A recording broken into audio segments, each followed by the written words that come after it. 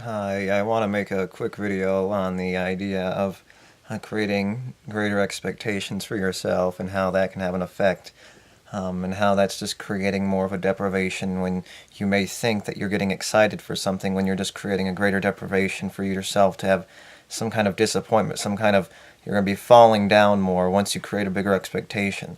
And sometimes that can take away from the excitement of actually doing something, is when you get yourself excited for something and you end up getting excited and you forget about the expectation you have. Well, not the expectation, but forgetting about the actual thing you're doing and letting your expectation take control of what you expect, your anticipation. Things like anticipation, expectation, having those get in the way, have those build yourself up only for yourself to have a greater fall in the end. When you go back to your deprivation state and your climbing state, your springing state, you're going back and then you're going back forward. You're satisfying your desire, and the satisfaction, as we usually know, is very fleeting and very pointless in the end. It's a very fleeting thing that creates the pointlessness. It's very tangibleless. It's not very, it's intangible, and you can't hold on to something that you want for too long, and before you know it, it's gone, and you have to go right back to the deprivation, something that means something even when, see, the deprivation even means something when it matters, even when you're not there. It matters even if you're dead. It matters if you're no longer in the state. It still matters. The deprivation, even if it's fleeting, it still matters.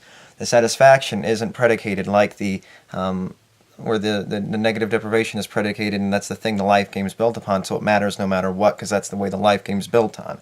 And that's exactly why it means something no matter what.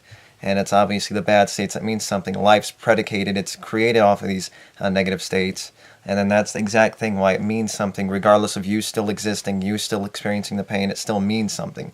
And that's the very basis of our interactions, and how our interactions being controlled by these interactions, causing these negative deprivations, and these negative deprivations having an effect on us interaction and having us move and interact in a different way, having an effect on us going into the future. And why these positives don't mean anything in the end, because they lead to something, lead to a satisfaction, but the things that we learn our lessons from are the things that are bad, or the things that we have expectations for bad. We're always avoiding things, and that's exactly what we're doing. We're always avoiding.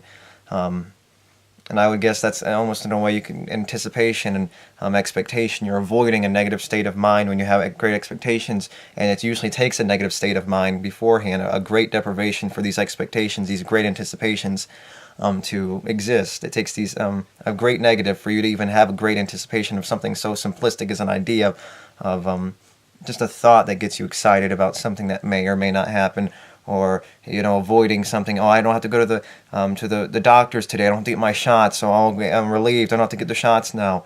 They checked in my records and I didn't have to get them, so yay, I didn't know beforehand. And the surprise, obviously we don't know until we get it. So like, surprise is your expectation. A lot of times your expectation is unleashed, or what you expect is unleashed based on a surprise that you get.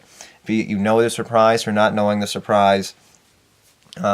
Sometimes it takes a surprise, but the thing about a surprise is you don't know it until the surprise happens. So you're going through all the deprivation, and the deprivation, say avoiding, you don't know you don't have to get the shots yet, going to the doctors, but then getting up to that point, obviously you think you have to get shots, you're very nervous, you're very sick, you're almost nauseous, and then when you realize you don't have to get the shots, based on a surprise, just all of a sudden, boom, not knowing something. Obviously everything to an extent is a surprise, everything that happens moving forward, sort of like an idea of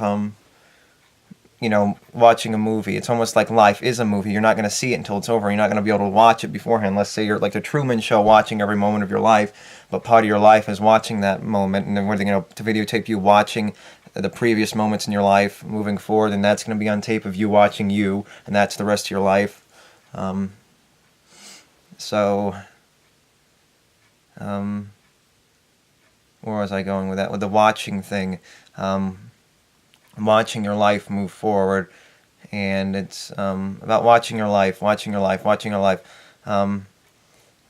before I get back to that, about the surprise thing that I was saying beforehand, the surprise thing, you don't know until, it's sort of like the idea that you don't know you forgot until you remember it again. Well, you don't know that you're not going to get things done, or even if it's something that's positive, like you get to go somewhere, you get to go to Disneyland or whatever, and you wanted to go to Disneyland, but you didn't know that was going to happen. Then it's a surprise, you get it for your birthday or Christmas or whatever it may be, and then you get that, and you didn't know you were going to get it until the surprise happened. So there was a deprivation, an anticipation building up, and you creating a deprivation, an excitement, anticipation, but it's something that you didn't have until you got the surprise, and the surprise satisfied it. And the more excited you are, the more likely there was a deprivation in you to begin with. So it takes a deprivation to create an excitement or an anticipation, such something, great, even as if a thought, some kind of great deprivation, a wanting, a longing to create some kind of just a thought and anticipation, creating something. Just if a thought can satisfy you, it obviously took a lot of deprivation and excitement to get you the idea, unless you become hopeless or something like that.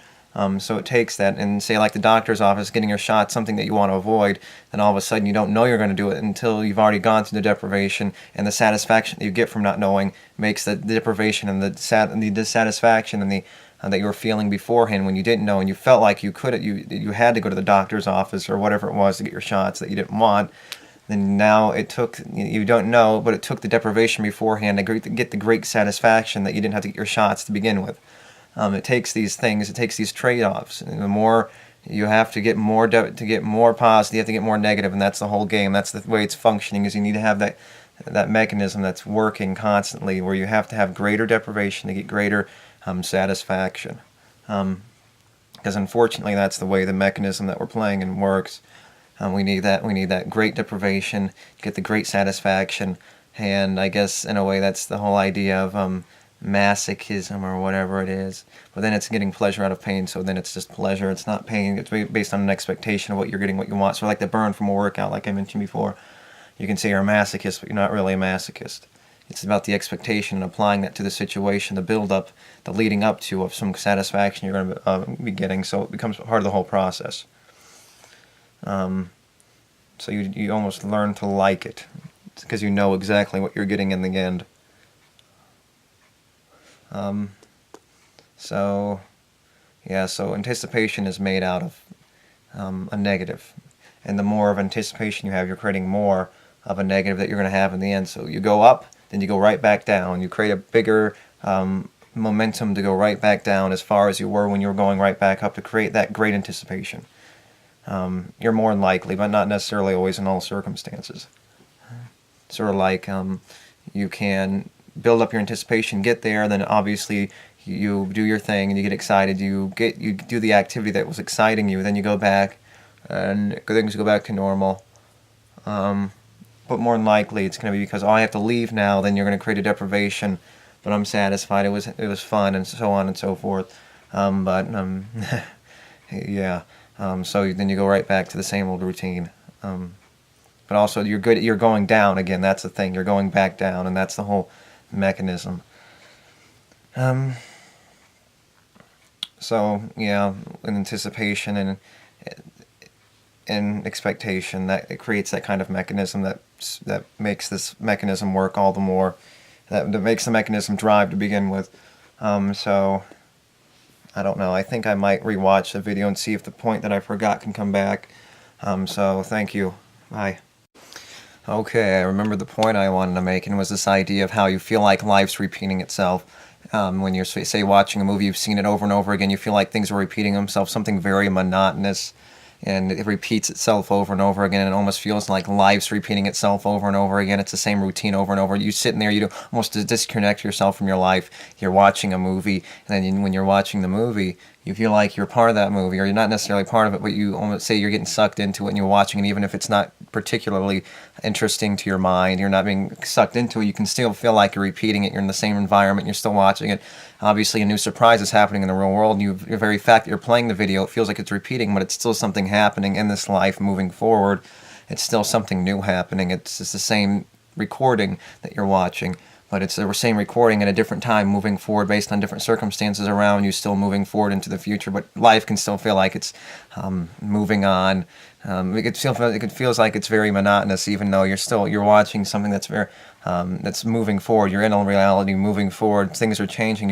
The very fact that you're watching a different moment, it's still changing, moving forward in the concept, in the context of existence. Watching something again is something different happening, based on circumstances. Every little second, every little photon is different. Everything moving forward is different. It's in a different place and shape. And I guess it's a phenomenon where things feel like they're repeating themselves, not necessarily deja vu or anything like that, any of those mental phenomena, but it's almost losing concept of time and being sucked in by something, not necessarily being sucked in, but being doing something, watching something, say watching a movie over and over again, and getting sucked into that, feeling like it's just repeating itself over and over again, and being at the whim of that kind of mental state, having it control over you, where you feel like things aren't changing even though they are.